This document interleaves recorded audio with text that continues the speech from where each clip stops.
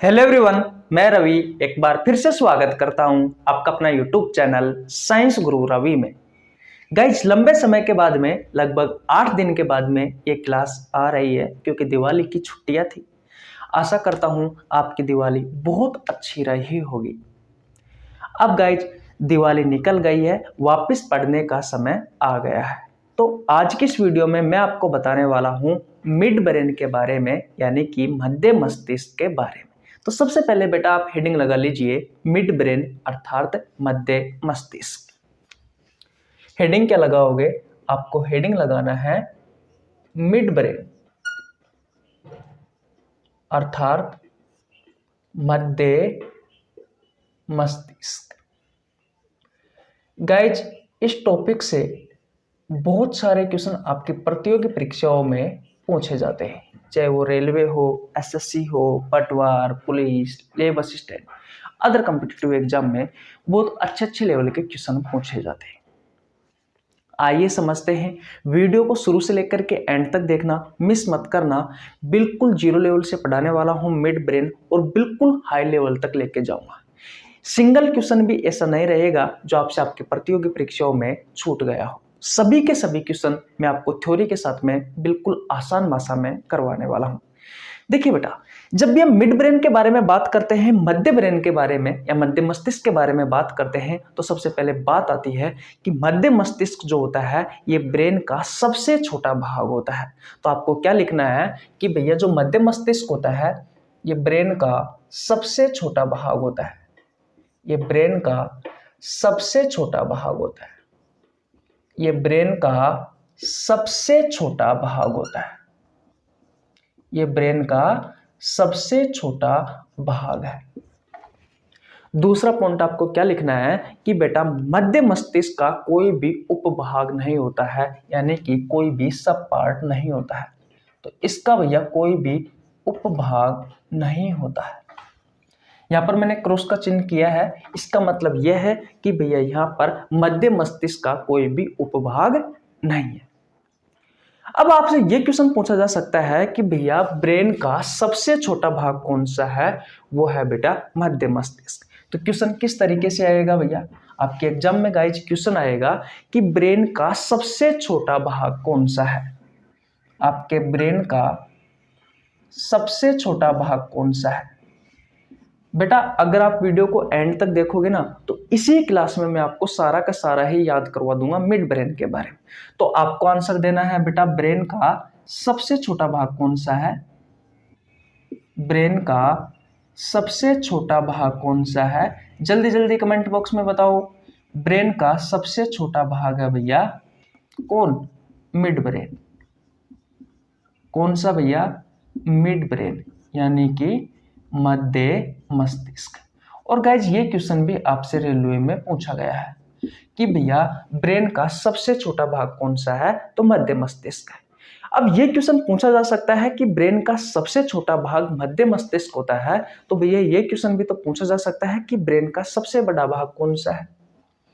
कि भैया ब्रेन का सबसे बड़ा भाग कौन सा है? ब्रेन का सबसे बड़ा भाग, ब्रेन का सबसे बड़ा भाग है। तो ब्रेन का सबसे बड़ा भाग कौन सा है? जल्दी कमेंट बॉक्स में बताओ। तो बेटा आपको आंसर देना है फोर ब्रेन। अब आपके दिमाग में क्वेश्चन आ रहा होगा, फोर ब्रेन को अग्र मस्तिष्क कहा जाता है बेटा हिंदी में, कि भैया इन क्वेश्चनों का कॉन्सेप्ट क्या है? एक्चुअली में क्वेश्चन बने कहां से? तो देखिए बेटा, हम हमारे ब्रेन के बारे में जिस चैप्टर में पढ़ते हैं उस चैप्टर को कहा जाता है नर्वस सिस्टम, यानी कि तंत्रिका तंत्र। नर्वस सिस्टम ऐसा सिस्टम है बेटा जो आपके ब्रेन को, जो आपकी बॉडी है, इस बॉडी को कंट्रोल में कोऑर्डिनेट करने का कार्य करता है। तो नर्वस सिस्टम में हम हमारे ब्रेन के बारे में पढ़ते हैं, यानी कि ह्यूमन ब्रेन के बारे में पढ़ते हैं। और ह्यूमन जो ब्रेन होता है उसके 3 पार्ट होते हैं। जो आपका ह्यूमन ब्रेन होता है, ह्यूमन ब्रेन यानी कि मानव मस्तिष्क जो होता है, ये मानव मस्तिष्क बेटा 3 भागों में बटा हुआ होता है। कितने भागों में बटा हुआ होता है? 3 भाग में बटा हुआ होता है। कौन कौन से पार्ट्स है भैया ब्रेन के? ह्यूमन ब्रेन के, तो पहला होता है फोर ब्रेन। पहला कौन सा है? फोर ब्रेन, जिसे कहा जाता है अग्र मस्तिष्क। और बेटा अभी अभी मैंने बताया कि ये ब्रेन का सबसे बड़ा भाग है। कौन? अग्र मस्तिष्क। तो ये ब्रेन का सबसे बड़ा भाग है, ये ब्रेन का सबसे बड़ा भाग है। कॉन्सेप्ट को समझिए बेटा, कॉन्सेप्ट को। क्या बताया मैंने कि आपका जो ब्रेन है, आपका जो मस्तिष्क है, उसके तीन भाग होते हैं। एक है फोर ब्रेन, जो कि बेटा ब्रेन का सबसे बड़ा भाग है और इसे हिंदी में कहा जाता है अग्र मस्तिष्क। दूसरा कौन सा है? दूसरा आता है भैया मिड ब्रेन, जिसे कहा जाता है मध्य मस्तिष्क, जिसके बारे में बेटा हम इस क्लास में पढ़ रहे हैं। और ये ब्रेन का सबसे छोटा भाग है, ये ब्रेन का सबसे छोटा भाग है, ये ब्रेन का सबसे छोटा भाग है भैया, ये ब्रेन का सबसे छोटा भाग है। और मानव मस्तिष्क का बेटा तीसरा भाग कौन सा है? तो तीसरा भाग है भैया हिंड ब्रेन, जिसे कहा जाता है हिंदी में पश्च मस्तिष्क, जिसे कहा जाता है पश्च मस्तिष्क। तो आपसे क्वेश्चन पूछा जाए ह्यूमन ब्रेन का सबसे बड़ा भाग कौन सा है, तो फोर ब्रेन है, यानी कि अग्र मस्तिष्क है। और भैया ब्रेन का सबसे छोटा भाग कौन सा है, तो मिड ब्रेन है, यानी कि मध्य मस्तिष्क है। ये दोनों के दोनों ही क्वेश्चन बेटा आपसे रेलवे में पूछे गए। दोबारा बताइए मेरे साथ कि ह्यूमन ब्रेन का सबसे बड़ा भाग कौन सा है, तो फोर ब्रेन है, और सबसे छोटा भाग कौन सा है, तो मिड ब्रेन है। इतनी बात क्लियर। मिड ब्रेन के बारे में हम पढ़ रहे हैं। मैंने पहला ही पॉइंट आपको लिखाया था कि ब्रेन का ये सबसे छोटा भाग है, इसका कोई उपभाग नहीं होता। अब दूसरा पॉइंट के बारे में बात करते हैं कि इसका कोई उपभाग नहीं होता। तो देखिए बेटा, जो ह्यूमन ब्रेन का पहला पार्ट है, यानी कि फोर ब्रेन है, अग्र मस्तिष्क है, इसके तीन उपभाग होते हैं। कितने उपभाग होते हैं? तीन सब पार्ट होते हैं बेटा किसके? फोर ब्रेन के, जिनमें नंबर पहला आता है थैलेमस, दूसरा कौन सा आता है? हाइपोथैलेमस, दूसरा आता है बेटा हाइपोथैलेमस, हिंदी में भी सेम नाम है। और तीसरा आता है बेटा सेरेब्रम, और इसे हिंदी में परमस्तिष्क कहा जाता है। इसे हिंदी में क्या कहा जाता है? परमस्तिष्क कहा जाता है। दिख रहा है आपको? इसे हिंदी में कहा जाता है परमस्तिष्क। और बेटा मैं आपको बता दूं, ये पूरे ब्रेन का 2/3 हिस्सा होता है। कौन? ये सेरेब्रम, यानी कि परमस्तिष्क। तो आप ये कह सकते हो कि ब्रेन का सबसे बड़ा उपभाग कौन सा है बेटा, तो ये है बेटा परमस्तिष्क, यानी कि सेरेब्रम। ये पूरे ब्रेन का 2/3 भाग होता है। ये पूरे ब्रेन का 2/3 भाग है। पहला पॉइंट तो आपको ये याद रखना है। दूसरा भाग ये याद रखना है आपको, दूसरा पॉइंट कि ये सबसे बड़ा उपभाग है, ये सबसे बड़ा उपभाग है भैया। ये आपको दूसरा पॉइंट याद रखना है इसमें। इतनी बात क्लियर? किसी को कोई परेशानी? दोबारा बता देता हूं, ध्यान से समझना बेटा। फोर ब्रेन यानी कि अग्र मस्तिष्क, इस अग्र मस्तिष्क के 3 उपभाग होते हैं। पहला कौन सा? थैलेमस, दूसरा हाइपोथैलेमस, हिंदी में भी इसके सेम यही नाम है। और तीसरा होता है बेटा इसका सेरेब्रम, यानी कि परमस्तिष्क, जो कि पूरे ब्रेन का 2/3 भाग है। अब ये 2/3 का मतलब क्या है? यानी कि टोटल 3 है, तो बेटा उसमें से 2 तो सिर्फ कौन सा भाग है? ये सेरेब्रम है। इसलिए हम कह सकते हैं कि ये भैया ब्रेन का सबसे बड़ा उपभाग है। बेटा मैंने आपको मिड ब्रेन के बारे में लिखाया था कि इसका कोई भी उपभाग नहीं होता है, तो आप देख सकते हो यहाँ पर जो मध्य मस्तिष्क है, इस मध्य मस्तिष्क का कोई भी उपभाग नहीं होता है। इसी में हम एक संरचना के बारे में पढ़ेंगे जिसे कोर्पोरा क्वाड्रिगेमिना कहा जाता है। क्वाड्रिगेमिना कहा जाता है, कोर्पोरा क्वाड्रिगेमिना कहा जाता है। उस संरचना के बारे में पढ़ेंगे जो कि अभी आपको 10 मिनट बाद में पढ़ाएंगे हम। तीसरे पार्ट के बारे में हम बात कर रहे थे हिंड ब्रेन के बारे में, यानी कि पश्च मस्तिष्क के बारे में। बेटा इसके भी 3 उपभाग होते हैं। कितने उपभाग होते हैं? 3 उपभाग। पहला है पोन्स वेरोलाई, पोन्स वेरोलाई। बहुत सारी पुस्तकों में केवल पोन्स ही होता है, और दूसरा होता है बेटा मेडुला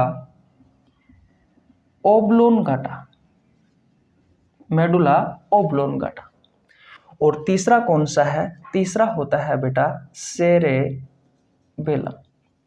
इसे हिंदी में अनुमस्तिष्क कहा जाता है, इसे हिंदी में अनुमस्तिष्क कहा जाता है। याद रखना बेटा, इस अनुमस्तिष्क को छोटा दिमाग भी कहा जाता है या फिर जीवन का पेट भी कहा जाता है। क्यों कहा जाता है? अगर आपको जानना है तो बेटा मैंने आपको नीचे लिंक डिस्क्रिप्शन में मिल जाएगा, या फिर लिंक डिस्क्रिप्शन में मिल जाएगा, जहाँ पर मैंने आपको पोन्स वेरोलाई के बारे में पढ़ा रखा है, मेडुला ओब्लोंगाटा के बारे में पढ़ा रखा है, सेरेबेलम यानी कि अनुमस्तिष्क के बारे में पढ़ा रखा है। और मैंने आपको ये भी बताया था कि जो अनुमस्तिष्क है बेटा, ये सबसे छोटा उपभाग है, ये सबसे छोटा उपभाग है भैया, ये भैया सबसे छोटा उपभाग है। ये चीज भी बेटा मैंने आपको बता रखी थी। तो बोलो, इतनी कहानी समझ में?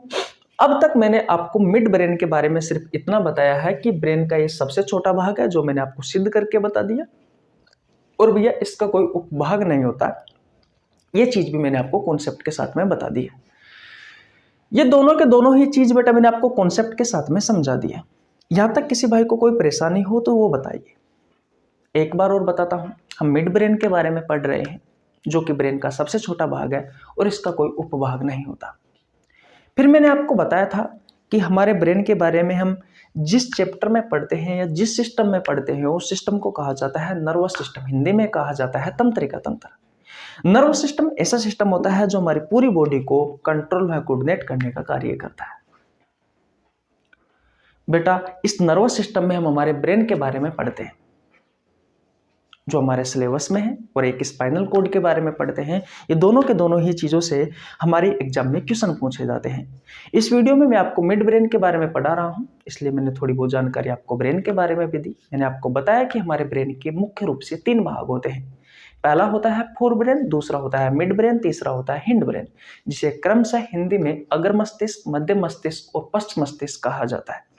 जो अग्र मस्तिष्क होता है, जो फोर ब्रेन होता है, वो हमारे ब्रेन का, हमारे मस्तिष्क का सबसे बड़ा भाग होता है, और जो मिड ब्रेन होता है वो हमारे ब्रेन का सबसे छोटा भाग होता है। फिर बेटा मैंने इन्हें आगे सब पार्ट्स में कन्वर्ट किया, यानी कि उपभागों में बांटा। पहला, अगर हम बात करें फोर ब्रेन के बारे में, यानी कि अग्र मस्तिष्क के बारे में, इसके 3 सब पार्ट्स होते हैं, यानी कि 3 उपभाग होते हैं। एक है थैलेमस, एक हाइपोथैलेमस और एक सेरेब्रम। थैलेमस और हाइपोथैलेमस का हिंदी नाम सेम ही है, लेकिन सेरेब्रम के बारे में बात की जाए तो इसे हिंदी में प्रमस्तिष्क कहा जाता है, जो कि पूरे ब्रेन का 2/3 भाग है, और ये सबसे बड़ा उपभाग भी है। मिड ब्रेन के बारे में बात की जाए तो इसका कोई उपभाग नहीं होता। हिंड ब्रेन के बारे में बात की जाए तो इसके भी 3 सब पार्ट्स होते हैं, यानी कि 3 उपभाग होते हैं। एक पोन्स वेरोलाई होता है, एक मेडुला ओब्लोंगाटा होता है, और एक सेरेबेलम होता है, जिसे आप अनुमस्तिष्क कहते हो। इसे छोटा दिमाग भी कहा जाता है, इसे ट्री ऑफ लाइफ यानी कि जीवन का पेट भी कहा जाता है, और बेटा बात की जाए तो यह सबसे छोटा उपभाग भी है। तो इतने सारे क्वेश्चन आपके कंप्लीट हो गए हैं। अब अगर ये कहानी आपको समझ में आ गई है तो स्क्रीनशॉट ले लीजिए। अब हम मिड ब्रेन के बारे में आगे पढ़ते हैं। ले लिया आपने स्क्रीनशॉट, लेकिन बेटा आगे बढ़ने से पहले मैं आपको मेरे बारे में बताने वाला हूँ। गाइज, मेरा नाम रवि है। मैं सभी प्रतियोगी परीक्षाओं के लिए बायोलॉजी पढ़ाता हूँ। जो कंटेंट आपको पेड कोर्स में उपलब्ध नहीं होता, उससे अच्छा कंटेंट देने की कोशिश करता हूँ। मैंने बायोलॉजी के बहुत सारे चैप्टर करवा रखे हैं, बहुत सारे चैप्टर के एमसीक्यू क्वेश्चन करवा रखे हैं। अगर आपने नहीं देखे हैं तो आपको नीचे लिंक डिस्क्रिप्शन में मिल जाएगा, आप चैनल पर जाकर भी चेकआउट कर सकते हैं। अब चलते हैं बेटा आगे। अगर आपने चैनल को अब तक सब्सक्राइब नहीं किया है तो चैनल को सब्सक्राइब कर लीजिए, आपके छोटे भाई के लिए एक प्यारा सा कमेंट कर दीजिए और वीडियो को लाइक कर दीजिए। चले आगे, स्क्रीनशॉट ले लिया भैया, ओके। देखिए भैया, अब आगे बात करते हैं मिड ब्रेन के बारे में। गाइज, अब मैं जो चीजें आपको मिड ब्रेन के बारे में बताने वाला हूं, अक्सर यहां से ही आपके एग्जाम में क्वेश्चन पूछे जाते हैं, इसलिए जो चीज बताऊं उसको ध्यान से सुनना है। देखिए बेटा, मिड ब्रेन के कार्य के बारे में पढ़ेंगे कि भैया इस मिड ब्रेन का कार्य क्या है।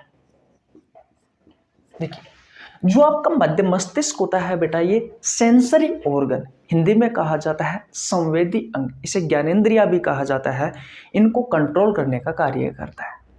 अब आपके दिमाग में बहुत सारी चीजें आ रही होगी कि भैया ये सेंसरी ऑर्गन क्या है, और है तो इनकी संख्या कितनी है, और ये क्या काम करते हैं।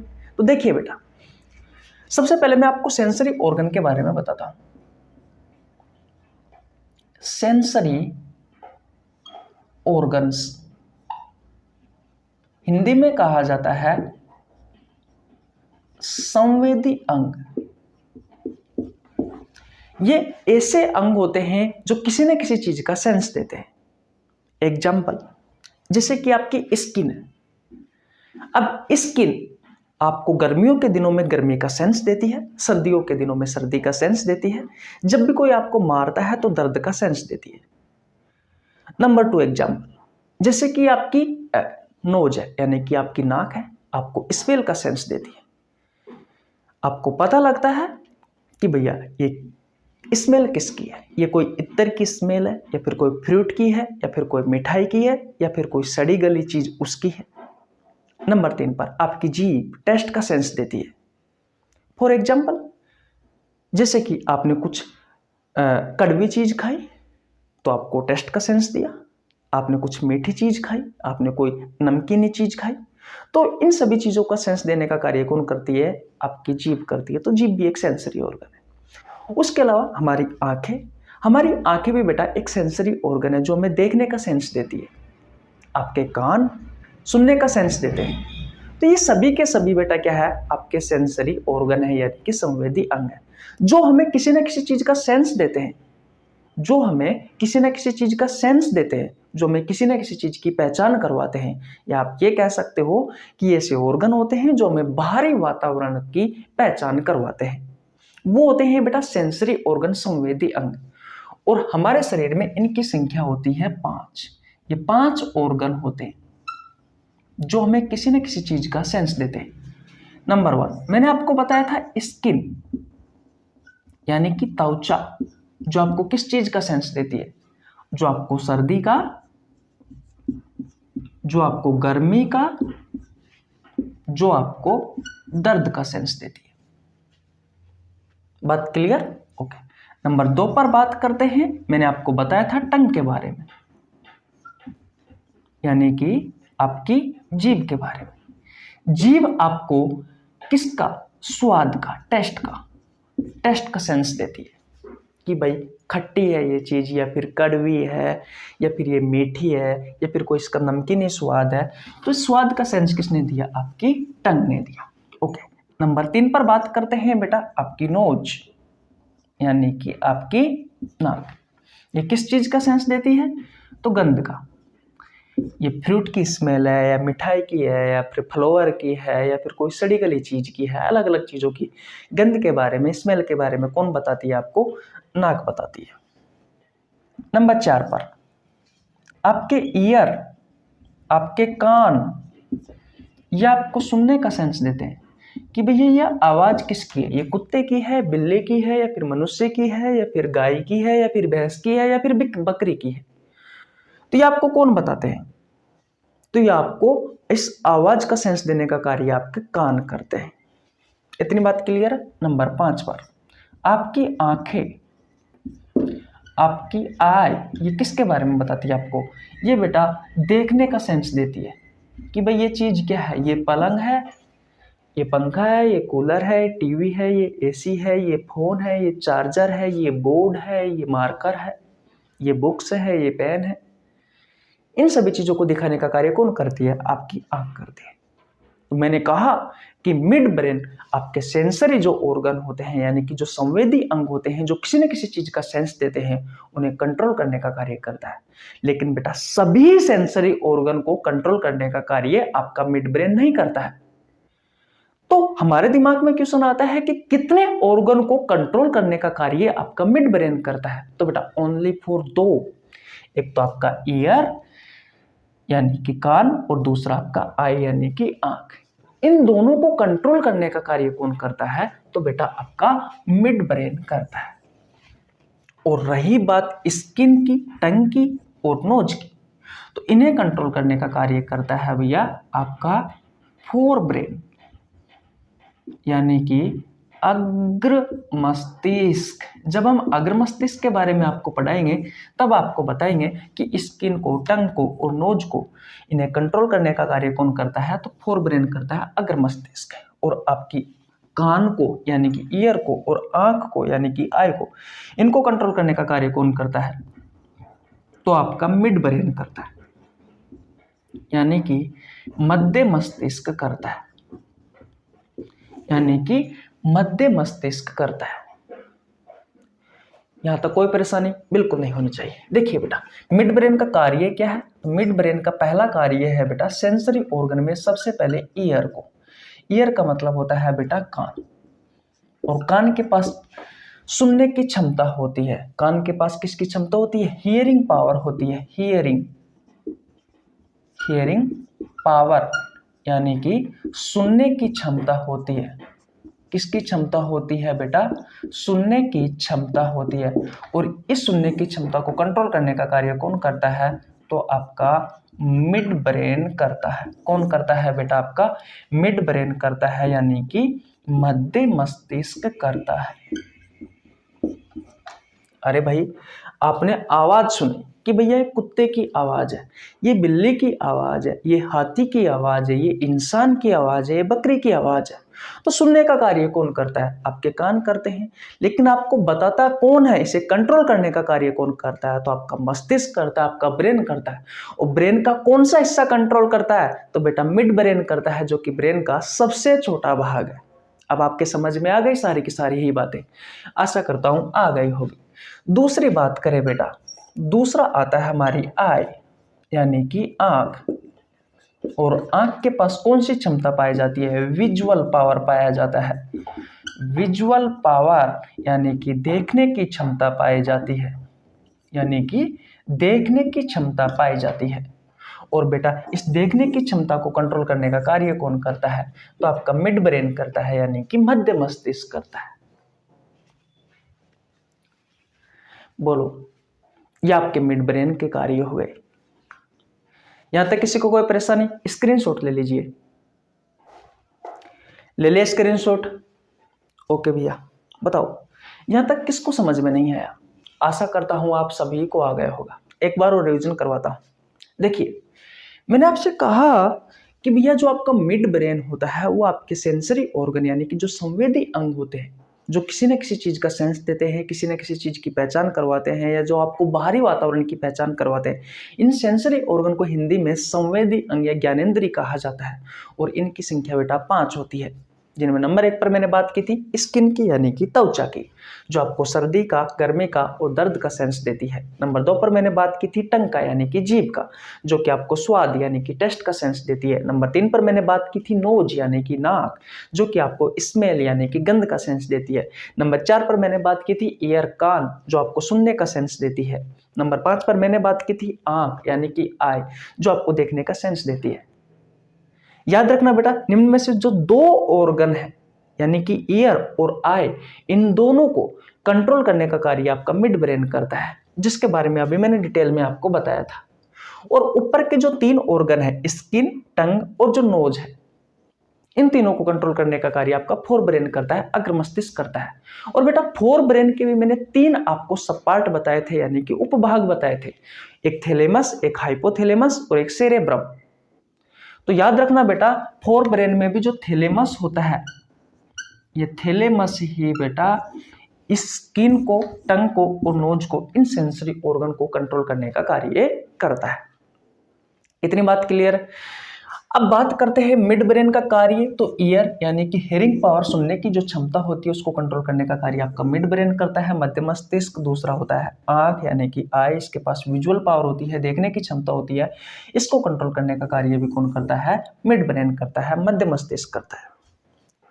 आशा करता हूं बेटा अगर यहां से आपके प्रतियोगी परीक्षाओं में क्वेश्चन आएंगे तो संभव है कि आपका क्वेश्चन गलत नहीं होगा, क्योंकि मैंने कहा आपको, मैं आपको बिल्कुल 0 लेवल से लेकर के हाई लेवल तक पढ़ाने वाला हूं। बोलो, अगर आपको वीडियो अच्छी लग रही है तो वीडियो को लाइक कर दीजिए, आपके छोटे भाई के लिए एक प्यारा सा कमेंट कर दीजिए, और भैया अगर आप चैनल पर नए हैं तो चैनल को जरूर सब्सक्राइब कर लेना। और जिन दोस्तों को बेटा बायोलॉजी कठिन लगती है तो यकीन मानिए आप हमारे साथ जुड़िए और पढ़ते रहिए। एक न एक दिन ऐसा आएगा कि आपको बिल्कुल बायोलॉजी आसान लगने लगेगी। बोलो समझ में? ओके।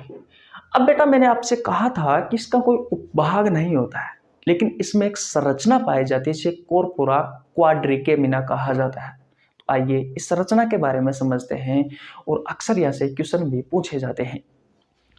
स्क्रीनशॉट ले लीजिए बेटा, ले ले स्क्रीनशॉट। ओके मिटाता हूं और आगे चलते हैं। देखिए भैया अभी हम चर्चा कर रहे थे कि मिड ब्रेन का कोई भी उपभाग नहीं होता है, यानी कि कोई भी सब पार्ट नहीं होता है। इसमें एक संरचना पाई जाती है, उस संरचना को कहा जाता है कॉर्पोरा क्वाड्रिगेमिना। देखिए इस तरह की आपको एक संरचना दिखाई देती है चौकोर टाइप, जिसमें 4 डॉट लाइक एक संरचना होती है। ऐसे 4 डॉट होते हैं बेटा, और ये जो 4 डॉट लाइक जो संरचना होती है बेटा, इस संरचना को ही कहा जाता है कॉर्पोरा क्वाड्रिगेमिना। क्या कहा जाता है? कॉर्पोरा क्वाड्रिगेमिना कहा जाता है। ऊपर के जो 2 डॉट है बेटा, ये जो संरचना है ऊपर की 2 डॉट वाली, इन्हें कहा जाता है सुपीरियर, इन्हें कहा जाता है सुपीरियर कोलिकुली। और नीचे के जो 2 डॉट वाली जो संरचना होती है इन्हें कहा जाता है इंफीरियर कोलिकुली। हिंदी में भी बेटा सेम नाम है। और ये दोनों मिलकर सुपीरियर कोलिकुली और इंफीरियर कोलिकुली मिलकर के बेटा किसका निर्माण करती है? कॉर्पोरा क्वाड्रिगेमिना का निर्माण करती है। बेटा ये जो कॉर्पोरा क्वाड्रिगेमिना होता है, इसके पास हमारी आंख से और हमारी नाक से सिग्नल आते हैं, यानी कि सुनने के सिग्नल आते हैं और देखने के सिग्नल आते हैं। बस आपको सिंपली इतना याद रखना है। जो ऊपर के सुपीरियर कोलिकली जो संरचना है बेटा, यानी कि जो 2 डॉट लाइक का संरचना है, इसके पास हमारी आंख से यानी कि हमारी आई से सिग्नल आते हैं। किसके भैया? देखने के, देखने वाले सिग्नल आते हैं, देखने वाले सिग्नल आते हैं। जैसे कि आपने एक तालाब को देखा, अब वो तालाब बेटा आपने देखा कि वो बिल्कुल समतल जगह पर है, तो ये सिग्नल कहाँ पे जाएंगे?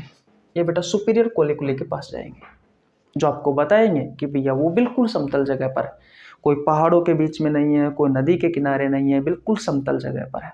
तो कहने का मतलब यह है कि हमारी आंख से जो देखने वाले जो सिग्नल आते हैं, जो विजुअल रिफ्लेक्स के जो सिग्नल आते हैं बेटा, जो विजुअल रिफ्लेक्स के यानी कि जो देखने वाले सिग्नल आते हैं, वो सुपीरियर कोलिकुली के पास आते हैं। इतनी बात क्लियर है? और बात करें इंफीरियर कोलिकुली की, तो बेटा इसके पास आते हैं आपके कान से, यानी कि ईयर से। मैं बात करूं तो बेटा हियरिंग रिफ्लेक्स के, यानी कि जो सुनने वाले सिग्नल है, जो सुनने वाले सिग्नल है बेटा, ये किसके पास आते हैं? ये आते हैं इंफीरियर कोलिकुली के पास। और ये दोनों यानी कि ये चारों मिलकर ही, ये चारों डॉट मिलकर ही किसका निर्माण करते हैं बेटा? कॉर्पोरा क्वाड्रिगेमिना का। या मैं कह सकता हूं कि ये दोनों सुपीरियर कोलिकुली और इंफीरियर कोलिकुली मिलकर किसका निर्माण करते हैं? कॉर्पोरा क्वाड्रिगेमिना का। आपसे आपके एग्जाम में किस तरीके से क्वेश्चन पूछेगा? आपसे आपके एग्जाम में क्वेश्चन पूछेगा कि निम्न में से कॉर्पोरा क्वाड्रिगेमिना संरचना ब्रेन के किस भाग में पाई जाती है? फोर ब्रेन में पाई जाती है, मिड ब्रेन में पाई जाती है, हिंड ब्रेन में पाई जाती है? तो आपको सिंपली आंसर देना है कि मिड ब्रेन में पाई जाती है। आपसे क्वेश्चन पूछेगा कि निम्न में से जो बेटा विजुअल रिफ्लेक्स के सिग्नल है, वो बेटा निम्न में से किसके पास जाएंगे? सुपीरियर कोलिकुली के पास जाएंगे या फिर इंफीरियर कोलिकुली के पास जाएंगे? तो बेटा सुपीरियर कोलिकुली के पास जाएंगे। किसके? विजुअल रिफ्लेक्स के। और बेटा हियरिंग रिफ्लेक्स के किसके पास जाएंगे? तो इंफीरियर कोलिकुली के पास जाएंगे। देखिए सिंपली चीज आपको क्या याद रखनी है कि आप जो देखते हो वो आपकी आंखों से देखते हो, लेकिन आपने किस चीज को देखा है ये कौन डिसाइड करता है? ये आपका ब्रेन डिसाइड करता है। और ब्रेन का भी कौन सा हिस्सा? तो मिड ब्रेन। अगर आप किसी की आवाज सुनते हो तो आवाज सुनने की क्षमता किसके पास होती है? हमारे कानों के पास होती है, लेकिन आपको बताएगा कौन कि वो आवाज किसकी है? तो वो आपका मिड ब्रेन बताएगा, यानी कि वो आपका ब्रेन बताएगा। तो ज्यादा क्वेश्चन नहीं आते घुमा फिरा कर बेटा, यहीं से ही क्वेश्चन आते हैं। मिड ब्रेन में आपकी प्रतियोगी परीक्षाओं में जितना पूछा जाता है उससे मैंने कहीं ज्यादा ही आपको पढ़ाया है। तो सिंगल क्वेश्चन भी बाहर जाने की संभावना नहीं है। जो भी पढ़ाया है सफिशिएंट है, बार बार टीचर बदलने की आवश्यकता नहीं है। सिर्फ एक ही चीज को, एक ही टीचर को, मैं ये नहीं कहता कि आप मुझे फॉलो करो, लेकिन जहां से भी पढ़ते हो आप सिर्फ एक ही टीचर को आपको फॉलो करना है, क्योंकि सहज जगह पर अलग अलग जाओगे तो अलग अलग टीचर की अलग अलग लैंग्वेज, अलग अलग कंटेंट, अलग अलग नोट्स, वो अपने हिसाब से अलग अलग चीजों को पढ़ाता है। तो चीजें वही है, बस फर्क इतना है कि आपको किस टीचर की भाषा अच्छे से समझ में आ रही है। कोई आसान भाषा में पढ़ाता है, कोई उसे थोड़ा जटिल भाषा में पढ़ाता है, वो आपको डिसाइड करना है। लेकिन मैं आपको इतना सजेस्ट करूंगा कि आप कहीं पर भी पढ़ रहे हो एक टीचर के साथ पढ़िए, ठीक है? ओके, तो आशा करता हूं ये सारी चीजें आपको समझ में आ गई होगी। मिड ब्रेन आपका कंप्लीट हो चुका है, पोन्स वेरोलाई मैंने आपको पढ़ा दिया है, और मेडुला ऑब्लोंगाटा भी मैंने आपको पढ़ा दिया है, सेरेबेलम अनुमस्तिष्क के बारे में भी मैंने आपको पढ़ा दिया है। अब हम बेटा कल से पढ़ने वाले हैं फोर ब्रेन के बारे में, यानी कि अग्र मस्तिष्क के बारे में, जिसमें हम थैलेमस के बारे में पढ़ेंगे, हाइपोथैलेमस के बारे में पढ़ेंगे, और बेटा सेरेब्रम के बारे में पढ़ेंगे। और उसके बाद में बेटा लगभग ये 7-8 क्लास के बाद में, उसके बाद में बेटा हम ये नर्वस सिस्टम वाला चैप्टर स्टार्ट करेंगे, बिल्कुल जीरो लेवल से लेकर के हाई लेवल तक। मैंने आपको पहले इसके पार्टों के बारे में क्यों पढ़ाया है? ताकि इस चैप्टर की समझ ओवरऑल आपको समझ में आ सके कि एक्चुअली में इस चैप्टर में किसके बारे में पढ़ाया जाता है। मैंने इस तरीके से ही बेटा बहुत सारे चैप्टर करवा रखे हैं। हमारे YouTube चैनल पर जाइए, आप चेकआउट करिए, बहुत सारी प्लेलिस्ट मिल जाएगी आपको। और भैया अगर आप नए आए हो चैनल को तो जरूर सब्सक्राइब कर लेना। मिलते हैं गाइज नेक्स्ट वीडियो में, तब तक के लिए जय हिंद, जय भारत, राम राम। गाइज हो सकता है कि आज शाम तक, रात 8 बजे तक मैं कार्बोहाइड्रेट के बारे में बिल्कुल जीरो लेवल से लेकर के हाई लेवल तक मेरी एक क्लास आ जाए। अभी नहीं आएगी तो सुबह जरूर आएगी कार्बोहाइड्रेट के बारे में। तो ऐसे चलता रहेगा कि एक क्लास नर्वस सिस्टम की यानी कि ह्यूमन ब्रेन से संबंधित, दूसरी क्लास कोई अन्य जो आपकी प्रतियोगी परीक्षाओं में ज़्यादातर क्वेश्चन पूछे जाते हैं। तो बिल्कुल अलग अलग टॉपिक उठाकर मैं आपको बिल्कुल हाई लेवल तक पढ़ाता रहूँगा, ताकि आपको कोई परेशानी नहीं आएगी। तो मिलते हैं नेक्स्ट वीडियो में, तब तक के लिए जय हिंद, जय भारत, राम राम।